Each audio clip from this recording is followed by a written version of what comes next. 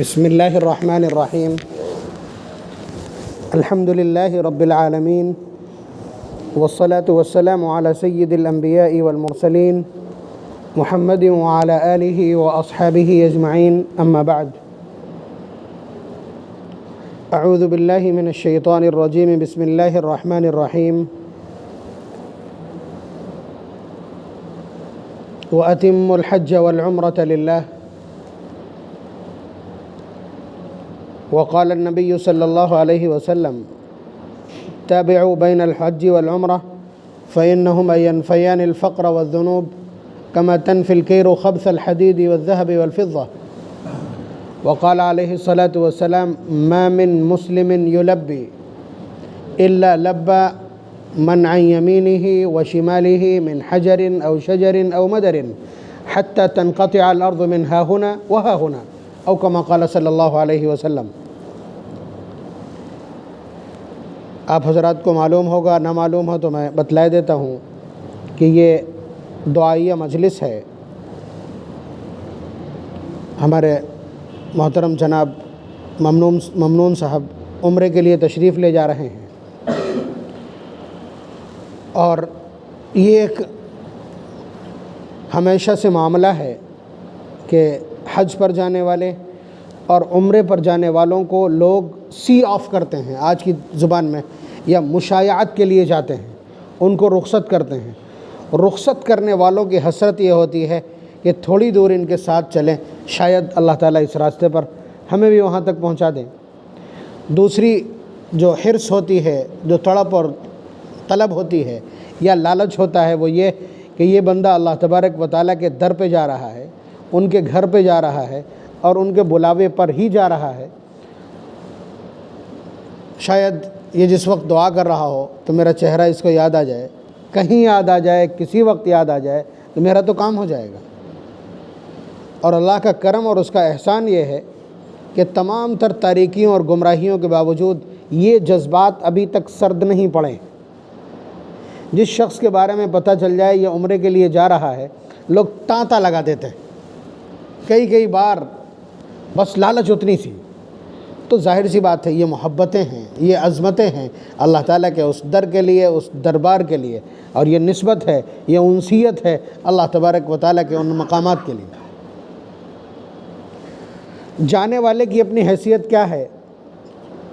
تقریباً ہر مجلس میں یہ کہنا پڑتا ہے کہ جانے والے کی حیثیت کے یہاں وہ اپنے آپ میں کیا ہے کہا نہیں جا سکتا. وہ کسی غلط فہمی میں بھی نہ ہو، وہ تو یہ سوچ کر کے جائے ہم جا رہے ہیں نہانے کے لیے، یعنی پاک ہونے کے لیے، رحمت کی بارش میں کپڑے اتار کر اور مل کر کے رگڑ کر کے اپنے گناہوں کو پاک کر کے آئیں گے انشاءاللہ. لیکن جو شخص وہاں جا رہا ہے وہ آپ کے لیے کتنی اہمیت رکھتا ہے، اس کے لیے ایک مثال دے دینا کافی ہے. اور وہ مثال خود اپنے آپ میں سب کچھ کہہ دینے کے لیے تمام الفاظ اور تعبیرات پر حاوی ہے. ایک نظر ڈالیے، حضرت عمر رضی اللہ تعالیٰ عنہ کون ہے؟ جہالت کا ایک بہت بڑا، زمانے جاہلیت کا ایک بہت بڑا نام ہے. ابو جہل اور تمام تر کے بڑے بڑے نام آپ نے سنے ہوں گے، لیکن سب نے میٹنگ تو کی ہے، ریزولوشن تو پاس کیا ہے کہ محمد الرسول اللہ صلی اللہ علیہ وسلم کو ختم کر کے قصہ پاک کر دیا جائے. لیکن اکیلے جو شخص یہ عزم لے کر اور اعلان کر کے اٹھا ہے وہ خطاب کا بیٹا عمر، ننگی تلوار گلے میں، اور سوچا یہ کہ آج جا کر کے قصہ ہی پاک کر دوں روزانہ کا. تو آپ اندازہ کیجئے کہ زمانے جاہلیت میں یہ رخ ہے اس شخص کا. امام الانبیاء کے قتل کا مصمم ارادہ کر کے پوری تیاری کر کے نکلتا ہے. لیکن اللہ تبارک و تعالیٰ جب کسی کو نوازنے پر آتے ہیں تو گھر سے گئے تھے تلوار لے کر کے اور ماتھا ٹیک کر کے آئے نبی اکرم صلی اللہ علیہ وسلم کی بارگاہ میں. تھوڑی دیر کے بعد اپنا سب کچھ ہار کے آ گئے. ادھر سے گئے تھے یہ کہہ کر کے کہ محمد الرسول اللہ کو قتل کر دیں گے، اور ادھر سے واپس لوٹتے ہوئے گلیوں میں آواز لگا رہے تھے کہ جس کو اپنی بیوی بیوہ کرنا ہو، جس کو اپنے بچے یتیم کرنا ہو، وہ آ جائے، روکے آ کر کے مجھے کعبۃ اللہ میں نماز پڑھنے سے، قرآن کریم کی تلاوت سے اور اللہ کا نام لینے سے. میں مسلمان ہوں، عمر ابن خطاب. یہ اللہ تبارک و تعالیٰ کی اصل میں یہ بھی نبی اکرم صلی اللہ علیہ وسلم کی دعا کا کرشمہ ہے کہ انہوں نے اس واقعے اور اس حادثے اور اس انسیڈنٹ سے 2 دن پہلے دعا کی تھی کہ اے اللہ 2 بڑے سربراوردہ لوگ ہیں مکہ مکرمہ میں، اور اتفاق یہ ہے کہ دونوں کا نام عمر ہے، ایک عمر ابن ہشام ہے جس کو ابو جہل کہتے ہیں، اور ایک عمر ابن خطاب ہے۔ اللہم اید الاسلام باحد العمرین، اے اللہ 2 عمروں میں سے کسی ایک کے ذریعے اسلام کی تائید کر دے۔ اب یہ قسمت کی بات ہے کہ یہ دعا کس کی پیشانی کو منور کرتی، یہ عمر ابن خطاب کی پیشانی کو منور کر گئی۔ اور پھر اس کے بعد اس شخص کی صلاحیتوں کا حال یہ ہے کہ ادھر یہ مشورہ دیتے ہیں دربار نبوت میں، ادھر قرآن اترتا ہے۔ مقام ابراہیم پر ابھی کل یا پرسوں صبح جا کر کے جب آپ طواف اپنا مکمل کریں گے عمرے کا، تو اس کے بعد جب آپ جگہ تلاش کریں گے کہ 2 گانے طواف کہاں ادا کرنا ہے، تو مقام ابراہیم کے پاس بھیڑ بہت ہے، وہاں پر آپ کھڑے ہوں گے تو پورے طواف کرنے والوں کو دقت ہوگی۔ اس لیے فقہاء نے یہ کہا کہ ٹھیک پیچھے آ جائیے، آپ کے اور کعبۃ اللہ کے بیچ مقام ابراہیم ہونا چاہیے۔ تو مقام ابراہیم پر نماز پڑھنے کا سلسلہ کس نے شروع کروایا؟ اصل میں قرآن نے کہا کہ یہ ایک عجیب پتھر ہے، فیہ آیات بینات، کہ کعبۃ اللہ میں بہت بڑی بڑی نشانیاں ہیں، کھلی ہوئی نشانیاں ہیں۔ اور پھر اس کے بعد جب ان کو ایکسپلین کیا تو کہا مقام ابراہیم، کہ وہاں تو مقام ابراہیم ہے۔ حضرت عمر رضی اللہ تعالیٰ عنہ نے جب مقام ابراہیم کے فضائل حضور سے سنے تو کہا کہ اللہ کے رسول اس کے پاس نماز پڑھنے کا حکم جاری کر دیجیے۔ مشورہ، فاروق اعظم کا مشورہ کہ مقام ابراہیم پر آپ نماز پڑھنے کا مشورہ یا حکم جاری کر دیجیے، وہاں پہ لوگ نماز پڑھا کریں، اس کے تقدس کا تقاضا تو یہی ہے۔ ادھر بات مکمل کی ہے، ادھر قرآن کریم کی آیت اترتی ہے وَاتَّخِذُوا مِن مَّقَامِ إِبْرَاهِيمَ مُصَلًّى، کہ آپ کہیے لوگوں سے کہ مقام ابراہیم کو اپنا مصلی بنائیں، یعنی وہاں نماز پڑھا کریں۔ یہ فاروق اعظم کا کمال ہے۔ اب ان کی اصابت رائے، ان کا علم اور ان کی دانش اور ان کی جو سینس ہے، اس کی بیس پر نبی اکرم صلی اللہ علیہ وسلم نے کہا تھا لو کان بعدی نبی لکان عمر، اگر میرے بعد نبوت کی کوئی صلاحیت اور منصب نبوت کو کوئی شخصیت پہنچ سکتی ہے تو وہ عمر ہے، لیکن میرے بعد کوئی نبی نہیں۔ اس کا مطلب یہ ہے کہ صلاحیت کے اعتبار سے بھرپور صلاحیت کی مالک شخصیت، لیکن آئے کہاں سے اٹھ کر کے؟ جہالت سے، قتل نبوت کے۔ بہرحال نبی اکرم صلی اللہ علیہ وسلم کی دعاؤں نے اور حضور کی تربیت نے اور حضور کی نگاہ کرم نے، حضور کی عنایت اور توجہ نے انہیں امیر المؤمنین، امام العدل اور حریت، فاروق اعظم بنا دیا ہے۔ وہ ایک مرتبہ عمرے کے لیے جانے کو تیار ہوئے، تو آج بھی مطلب کسی مرشد اور کسی مرید و مسترشد کا یہ دستور ہے کہ وہ اس طرح کا کوئی سفر کرتا ہے تو اپنے شیخ سے جا کر کے اجازت لیتا ہے یا دعا کے لیے کہتا ہے۔ تو وہ بھی نبی اکرم صلی اللہ علیہ وسلم کی بارگاہ میں اجازت کے لیے گئے کہ عمرے کی اجازت دے دیجئے، میں عمرہ کرنے جا رہا ہوں۔ فرق دیکھ لیجئے گا، ایک فاروق اعظم ہے اور ایک طرف امام الانبیاء جن کی وجہ سے کائنات کو جنم دیا ہے۔ لولا لما خلقت الافلاک، تم نہ ہوتے تو ہم آسمان و زمین کو پیدا نہ کرتے۔ نبی اکرم صلی اللہ علیہ وسلم کے نقل کیے ہوئے ارشادات میں سے اس کو حدیث قدسی کہا جاتا ہے، اگرچہ سند میں اختلاف ہے۔ بہرحال نبی اکرم صلی اللہ علیہ وسلم ایک بار آنکھ اٹھائیں اور دعا قبول ہو جائے، ایک بار آنکھ اٹھائیں تو قبلہ بدل جائے، قد نرى تقلب وجهك في السماء کہہ دیا جائے، تو ایک طرف یہ ہستی اور ایک طرف عمر ابن خطاب۔ لیکن عمرے کے لیے جا رہے ہیں، عمرے کے لیے جا رہے ہیں تو ہستی کتنی بڑھ جاتی ہے، قد کتنا بڑھ جاتا ہے، مقام کتنا بلند ہو جاتا ہے، نسبت کہاں پہنچ جاتی ہے۔ نبی اکرم صلی اللہ علیہ وسلم ملتجیانہ انداز میں، میں یہ کہوں گا اس لیے کہ الفاظ اس طرح کے ہیں، نبی اکرم صلی اللہ علیہ وسلم فرما رہے ہیں یا اخیّا، اے میرے چھوٹے بھائی، لا تنسنا فی دعائک، اپنی دعا میں ہم کو بھول نہ جانا۔ نبی اکرم صلی اللہ علیہ وسلم امام الانبیاء عمر ابن خطاب جو ایک معمولی شاگرد تھے، حضور کا ایک معمولی شاگرد ہے، بہت عظمت والا، لیکن نبی اکرم صلی اللہ علیہ وسلم کے لیے معمولی اس لیے کہ وہ تو پتھر پہ بھی ہاتھ رکھ دیں تو وہ بھی جگہ چھوڑ دے۔ تو نبی اکرم صلی اللہ علیہ وسلم کا ایک شاگرد عمرے کے لیے جا رہا اور حضور فرما رہے یا اخیّا لا تنسنا فی دعائک، اے میرے چھوٹے بھائی، بہت پیار سے بولا جانے والا جملہ ہے کہ چھوٹے بھائی ہمیں دعا میں نہ بھول جانا۔ دوسری سند میں الفاظ ہیں یا اخی اشرکنا فی دعائک، اے میرے بھائی اپنی دعا میں ہم کو شریک ضرور رکھنا۔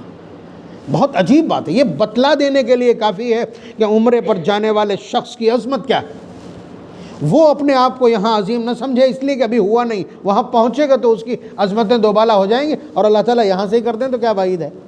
لیکن اس کو کیا سوچنا یہ میں بتلا رہا ہوں، باقی لوگوں کو کیا سوچنا ہے یہ میں بتلا رہا ہوں۔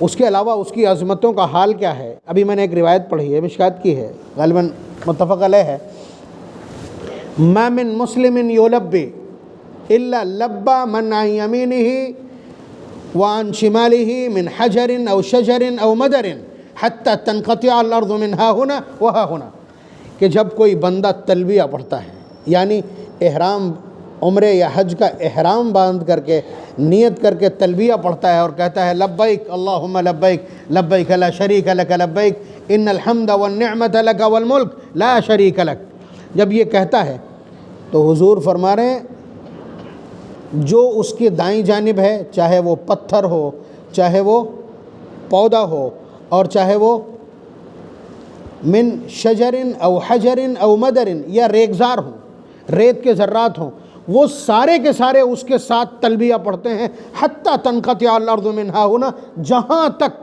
زمین کا یہ سلسلہ ہے وہاں تک کے پتھر، وہاں تک کے ذرات، وہاں تک کے پیڑ پودے اس کے ساتھ میں تلبیہ پڑھتے ہیں۔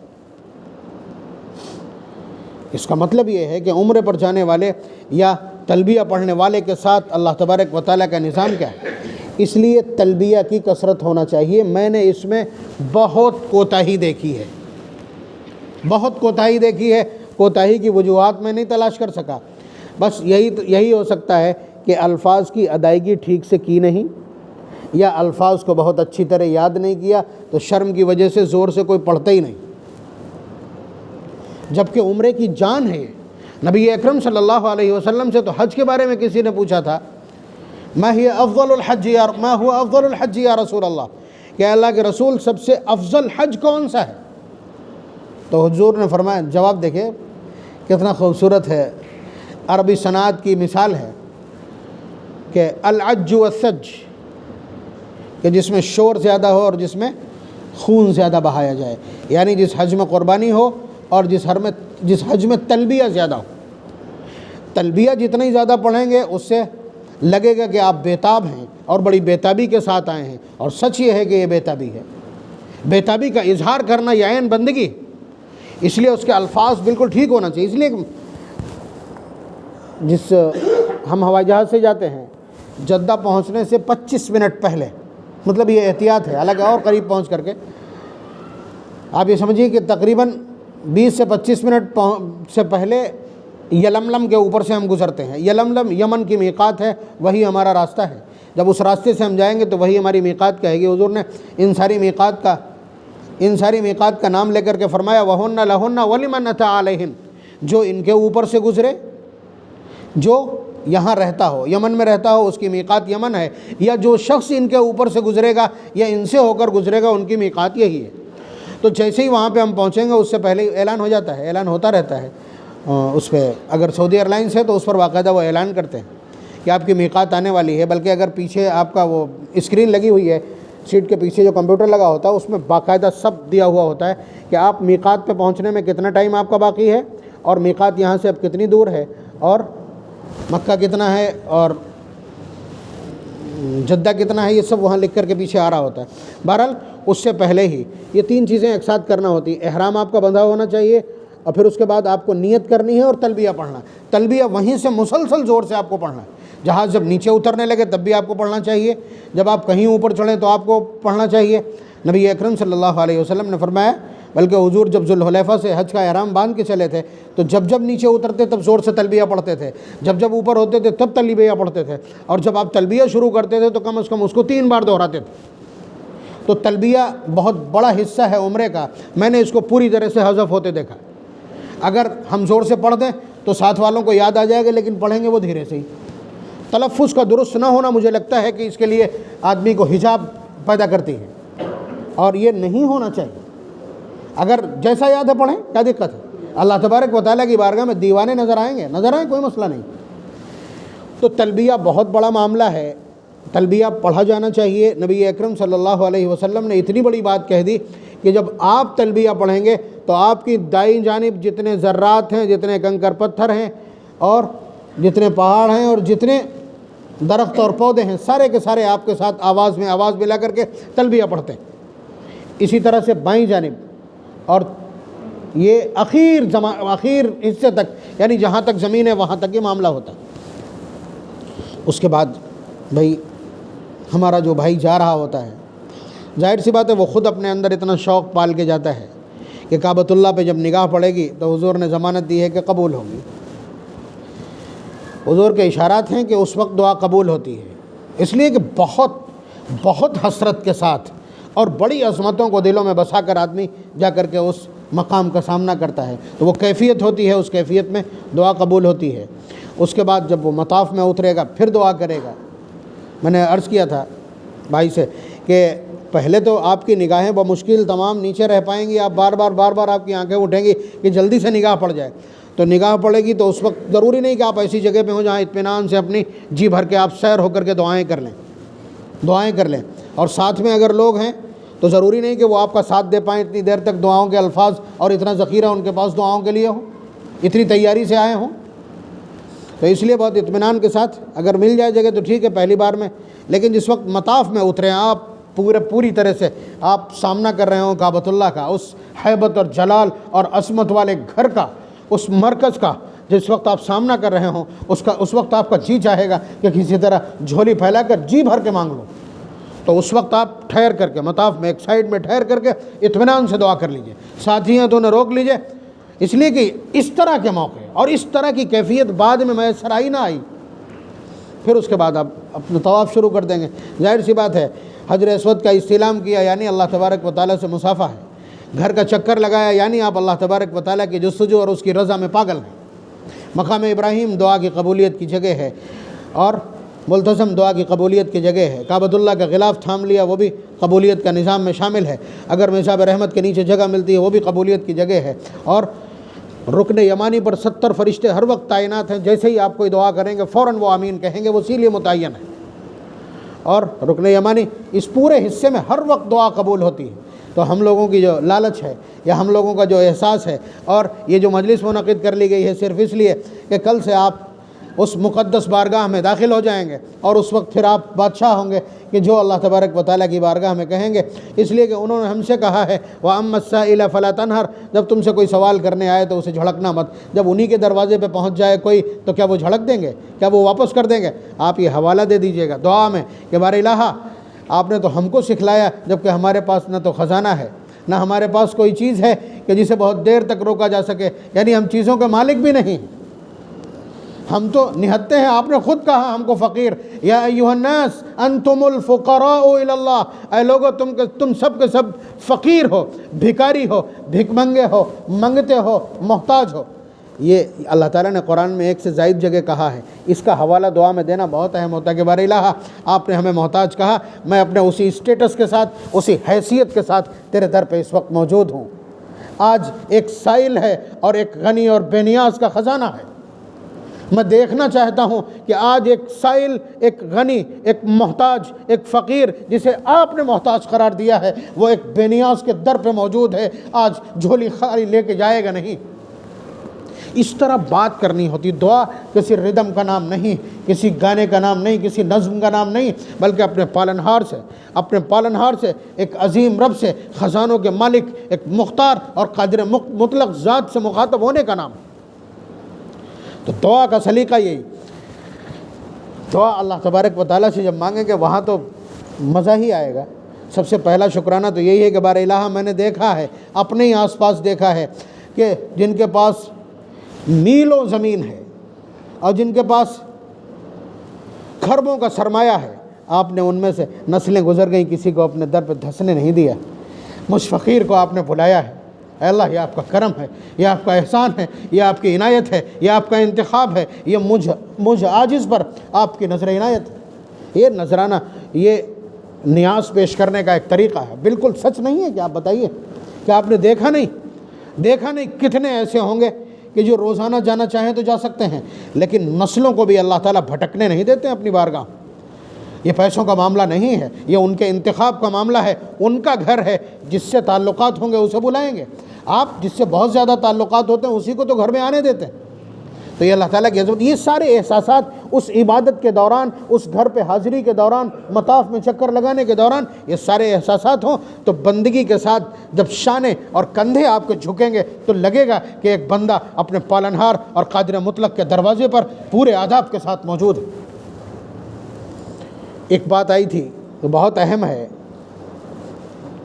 کہ کچھ مسائل ایسے ہیں کہ جس پر عمل کرنا تقریباً مشکل ناممکن ہے۔ اس میں ایک بات یہ بھی تھی، اور یہ بات سچ تھی، میں برابر اس پر پریشر بنا رہا ہوں، لیکن حالات وہاں پہنچنے کے بعد یہ ہوتے ہیں، جیسے میں نے مسئلہ بتا دیا، اب وہاں جا کر کے جب حالات دیکھیں گے تو یہ لگے گا کہ مولانا نے لگتا ہے غلطی کر دی، انہیں مسئلہ یاد نہیں تھا۔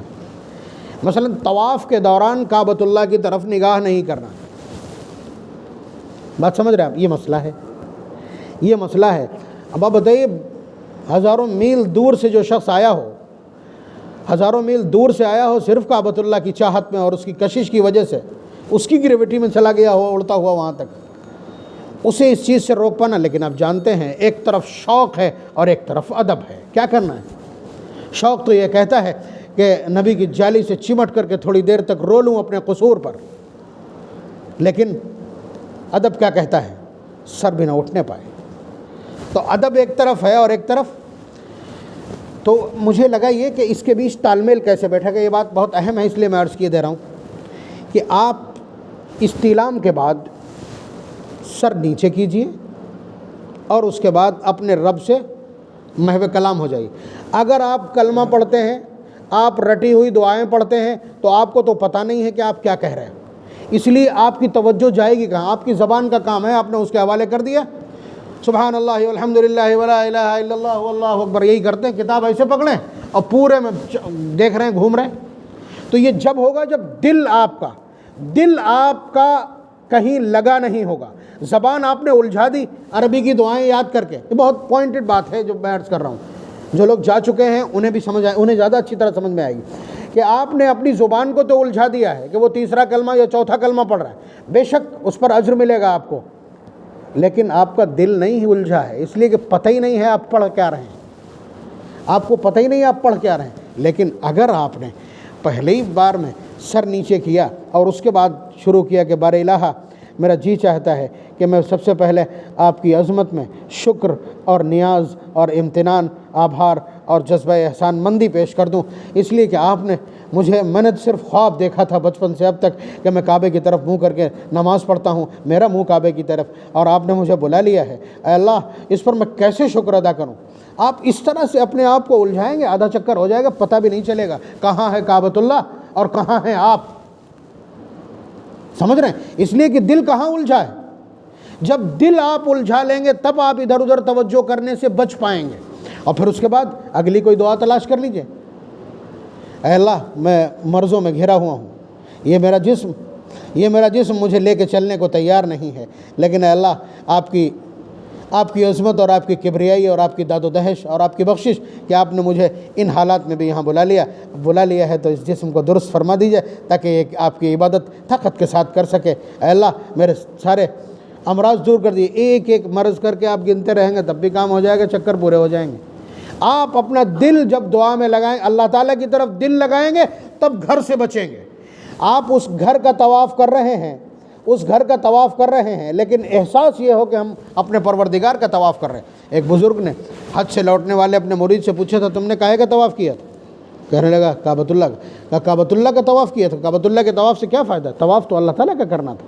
ایک ایک کر کے اس طرح سے سوال کیا انہوں نے۔ تو احساس میں یہ چیز ہے، وہ عظمت والا گھر ہے لیکن بنایا کس نے؟ وہ عظمت والا اس لیے کہ صبح سے شام تک اس پر رحمتیں اترتی ہیں گنتی کے ساتھ، کتنی کس کے لیے ہیں وہاں سے ڈسٹریبیوٹ ہوتی، جتنی اترتی ہیں اس میں سے آدھے سے زائد طواف کرنے والوں کے لیے، اس کے بعد نماز پڑھنے والوں کے لیے، اس کے بعد صرف اس کو دیکھنے والوں کے لیے۔ وہ 7 چکر آپ مکمل کر لیجئے، اس کے بعد بیٹھیے ایک کنارے، 1 گھنٹہ 2 گھنٹہ 4 گھنٹے 10 گھنٹے جتنی دیر جی چاہے کعبۃ اللہ کو دیکھیے، جتنی دیر کعبے کو دیکھیں گے اتنی دیر عبادت پہ لکھی جائے گی۔ نگاہ وہاں ہے، باتیں کر رہے ہیں، عبادت لکھی جائے گی۔ بات آپ سمجھ رہے ہیں؟ لیکن مسئلہ ادب کا ہے، مسئلہ ادب کا ہے کہ یہ آداب ہیں، اور سینہ تو کرنا ہی نہیں ہے اس کی طرف۔ اگر سینہ اس کی طرف کرتے ہیں تو طواف کا اتنا حصہ آپ کا فاسد ہو جائے گا۔ مسائل کے اعتبار سے تھوڑا پیچھے آ کر کے وہاں سے پھر آپ کو جوائن کرنا پڑے گا، تب آگے بڑھیں۔ یہ ایسا مسئلہ ہے جہاں آپ کو لگے گا، کل ہی لگے گا کہ مولانا سے کوئی غلطی ہو گئی لگتا ہے، اس لیے کہ کوئی رعایت ہی نہیں کر رہا ہے اس کی۔ اور رعایت نہ کرنے کی وجہ وہی ہے کہ شوق کے مارے عورتیں، تو آپ یہ سمجھیے عورتوں کو طواف میں روکنا قریب قریب ناممکن ہو جاتا ہے۔ انہیں طواف کے دوران، پہلے طواف کے دوران ہمارے ساتھ جو لوگ گئے تھے وہاں بھی یہ ہوا تھا، طواف کے دوران اگر کوئی حصہ خالی دکھ گیا کعبے کا تو طواف تیاگ کے سیدھے جا کر کے کعبۃ اللہ کی دیوار پہ جھپٹا مارنے کی کوشش میں۔ حالانکہ یہ بھی ایک شوق کی بات ہے، لیکن بات وہی ہے کہ وہ ضابطے کی خلاف ورزی کرنے کی عادی ہوتی ہیں، اس لیے یہاں بھی کر دیتی ہیں۔ تو پہلے سے یہ ساری چیزیں سمجھاتی ہیں، یہ باتیں میں عرض کر رہا ہوں اس لیے کہ ابھی جلدی میں وہاں سے آیا ہوں تو چیزیں دیکھی ہیں۔ بس اللہ تبارک و تعالیٰ سے ہمارے بھائی کے لیے دعا فرما دیجئے کہ اللہ تبارک و تعالیٰ اپنے گھر میں امن و امان کے ساتھ اور عظمتوں کے ساتھ داخل ہو لینے دیں۔ یہ پھر وہاں پہنچ کے بادشاہ ہو جائیں گے۔ پھر یہ ہم کو یاد کر کے طواف کا اتنا لمبا دورانیہ ہوتا ہے، آپ چاہیں تو جتنے لوگوں نے دعا کے لیے کہا سب کو ایک ایک کر کے آپ یاد کر سکتے ہیں۔ اس کے بعد مدینہ منورہ جانا ہے، عظمت کی بارگاہ ہے، اس کائنات کا سب سے بڑا آستانہ ہے، وہاں عظمت کے ساتھ، ادب کے ساتھ، احترام کے ساتھ، شوق کے ساتھ داخل ہونا ہے۔ چلا ہوں ایک مجرم کی طرح میں جانب طیبہ۔ آپ سمجھیے کہ آج سے 50-60 سال پہلے اقبال عظیم نے یہ نعت کہی تھی، اس کا آج تک کوئی بدل نہیں ہے۔ نابینا شخص مدینہ دیکھ کر کے آیا، اس کے بعد یہ نعت پڑھی ہے، تو یہ نعت ہمارے بزرگوں کے دلوں کے اندر بسی۔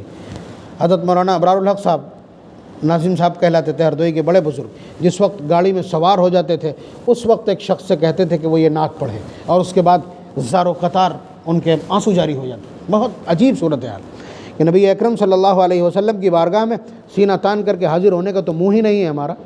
کیا ہم نے ان کے چھوڑے ہوئے ورثے کو سنبھالا ہے؟ کیا ان کی تعلیمات پر ہم نے عمل کیا ہے؟ نہیں کر پائیں، اس لیے اس نے کہا چلا ہوں ایک مجرم کی طرح میں جانب طیبہ۔ تو وہاں پہنچنے کے بعد اکابر کی زندگیوں میں یہ لکھا ہے کہ انہوں نے کبھی بھی آنکھ اٹھا کر کے مواجہے کی طرف دیکھنے کی ہمت نہیں جٹا پائی۔ ہم لوگوں کو بھی یہ احساس، چھوٹے چھوٹے لوگوں کو جنہیں ادب نہیں آتا ان کا بھی یہ احساس ہے کہ وہاں پہنچ کر کے کپ کپی طاری ہو جاتی ہے۔ تو وہاں پہنچنے کے لیے بالکل یہ سمجھ کر کے کہ حضور ہم کو دیکھ رہے ہیں، حضور موجود ہوں مجلس میں، اس وقت آپ کس ادب کے ساتھ، کس احساس کے ساتھ اور کس درماندگی کے ساتھ حضور کے سامنے جاتے ہیں، احساس بالکل وہی ہونا چاہیے، احساس بالکل وہی چاہیے۔ اس لیے کہ جس وقت اس سوراخ کے سامنے ہوں گے بیچ والی جالی کے، تو بالکل حضور کی آنکھوں کے سامنے، اور ہمارا عقیدہ یہ ہے، امت کے سواد کا عقیدہ یہ ہے کہ حضور اپنی قبر اطہر میں حیات ہیں، جو واقعات ہیں وہ اس کی گواہی۔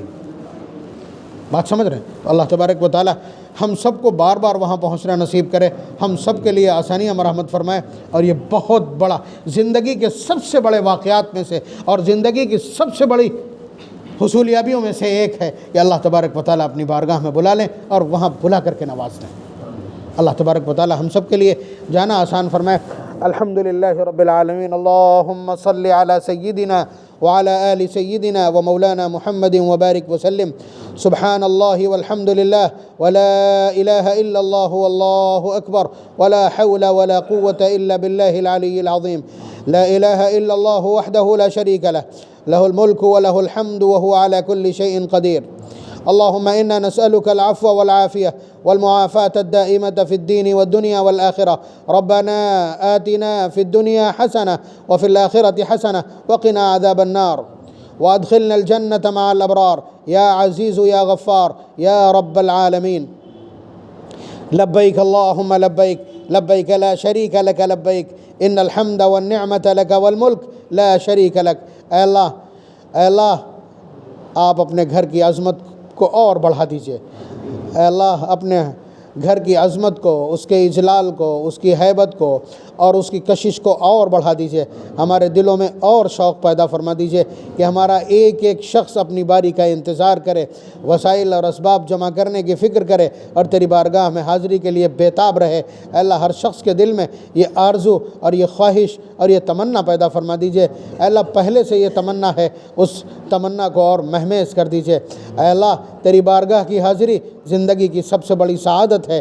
ہم یہاں مسجد میں آ کر کے سکون محسوس کرتے ہیں، اس لیے کہ مسجدوں کا رخ تیرے گھر کی طرف ہے، اور جب ہم خود سراپا تیرے گھر پہ پہنچیں تو اے اللہ پھر عظمت اور احساس کیا ہوگا یہ آپ کے سوا کوئی نہیں جانتا، آپ خود بندوں میں پیدا کرتے ہیں۔ اے اللہ ہمارے ایک بھائی تیری بارگاہ میں حاضری کے لیے پر تول رہے ہیں، اے اللہ تیری بارگاہ میں حاضری کے لیے آنا چاہتے ہیں۔ اے اللہ تیرا گھر ہے اور ہم بے ادب لوگ ہیں، اے اللہ ہماری طبیعتوں میں آداب الہام فرما دیجئے، ہمارے اندر آداب پیدا فرما دیجئے۔ اپنے گھر کا جو ادب ہے، آپ کے گھر میں داخل ہونے کے لیے جس احساس کی ضرورت ہے، محبت کے جس احساس کی ضرورت ہے، جس عظمت اور جس اکرام کے احساس کی ضرورت ہے، وہ ہمارے دلوں کو عطا فرما دیجئے۔ اے اللہ پھر نواز دیجئے۔ اے اللہ آپ اپنے در پر آنے والوں کو کیسے خالی چھوڑ دیں گے؟ آپ نے ہمارے در پر آنے والوں کو خالی جانے سے منع کیا ہے۔ اللہ جب تیرے در پہ پہنچ جائیں تو اللہ انہیں نواز دیجیے گا، ہمارے حصے کا بھی نواز دیجیے گا۔ وہ آ کر کے ہمارے لیے یہاں دعا کروائیں گے، وہاں موجود رہ کر کے ہمارے لیے دعا کریں گے۔